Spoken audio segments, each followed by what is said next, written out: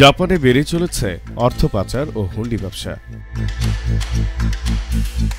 বাংলাদেশ থেকে অর্থ পাচার হওয়া নিয়ে প্রচুর লেখালেখি ও আলোচনা হয়েছিল। তবে আদতে যে প্রক্রিয়ায় অর্থ পাচার হয় তা কখনো ভালো করে ব্যাখ্যা করা হয় না। অপরাধীরা কখনো নির্দিষ্ট একটি পদ্ধতিতে আটকে থাকে না। প্রশাসন, আইন প্রয়োগকারী সংস্থা ইত্যাদির চোখে ধুলা দিতে তারা প্রতিনিয়ত নিজেদের কৌশল পরিবর্তন করে। সময়ের সঙ্গে তারা নিজেদের অধিকতর চৌকস করে। সে তুলনায় যদি নিয়ন্ত্রণকারী সংস্থাগুলো পিছিয়ে থাকে তাহলেই ঘটে বিপত্তি।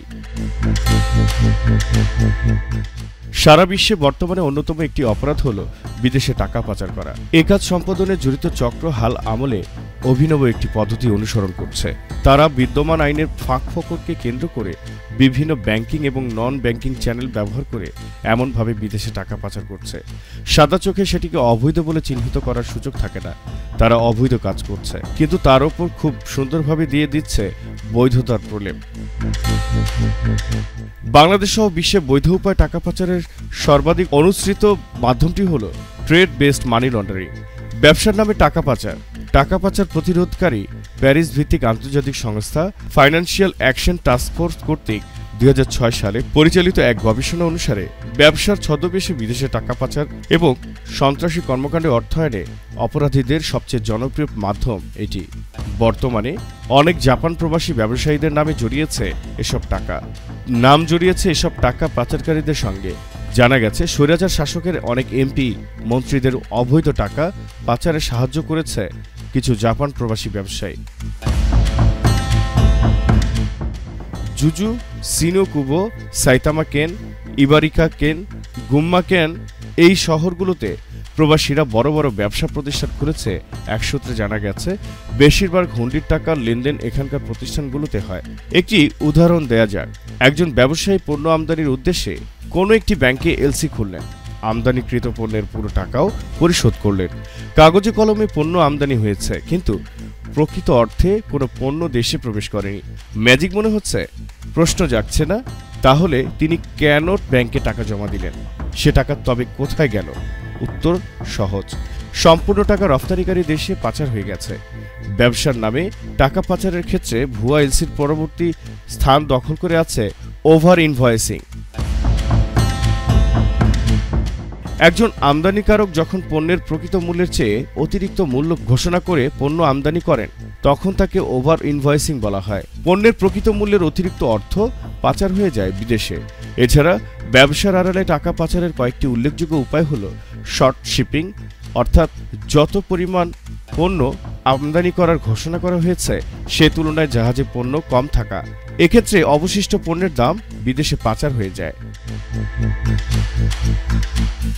ফ্যান্টম শিপিং, এক্ষেত্রে আমদানি ঘোষণার বিপরীতে পণ্য আদৌ আমদানি হয় না, সম্পূর্ণ টাকাই পাচার হয়ে যায়। অনেক সময় একই আমদানিকৃত পণ্যের একাধিক চালান দেখিয়ে বারবার বিদেশে টাকা পাচার করা হয়। এ প্রক্রিয়া মাল্টি ইনভয়েসিং নামে পরিচিত। বিশেষজ্ঞরা বলেন, বিদেশে টাকা পাচার প্রতিরোধ অনেক আগে থেকেই বর্তমান সরকারের অন্যতম গুরুত্বের জায়গায় আছে। এ লক্ষ্যে তৈরি হয়েছে মানি লন্ডারিং প্রিভেনশন অ্যাক্ট 2012 এবং মানি লন্ডারিং প্রিভেনশন রুলস 2019। নিঃসন্দেহে তা সরকারের সৎ দৃষ্টিভঙ্গির পরিচয় বহন করে। এর সঙ্গে আছে foreign exchange regulation act 1947, custom act 1969, the import and export control act 1950, importers, exporters and indentors registration order 1981 ইত্যাদি। এ তালিকা থেকে অনুধাবন করা যায় টিবিএমএল প্রতিরোধে পর্যাপ্ত আইন বাংলাদেশে আছে, তবে এসব আইনের যথাযথ প্রয়োগ নিশ্চিত করতে হবে। আইনগুলোয় কোনো রকম ছিদ্র আছে কিনা তা বিশেষজ্ঞদের মাধ্যমে বারবার যাচাই করে দেখতে হবে। ব্যাংক কর্মকর্তা এবং কাস্টমস কর্মকর্তাদের এক্ষেত্রে জিরো টলারেন্স মানসিকতা প্রদর্শন করতে হবে। প্রয়োজনে তাদের নানা প্রশিক্ষণের মাধ্যমে সর্বদা অপরাধীদের পরিবর্তনশীল মনস্তত্ত্ব, প্রযুক্তিগত অগ্রগতি এবং আইনের প্রতিটি দিক সম্পর্কে হালনাগাদ রাখতে হবে। ব্যাংক কর্মকর্তা, কাস্টমস কর্মকর্তা এবং সংশ্লিষ্ট সব প্রতিষ্ঠানের মধ্যে যথাযথ সমন্বয় সাধন নিশ্চিত করতে হবে। জহিরুল ইসলাম জহির, জেটিভি বাংলা।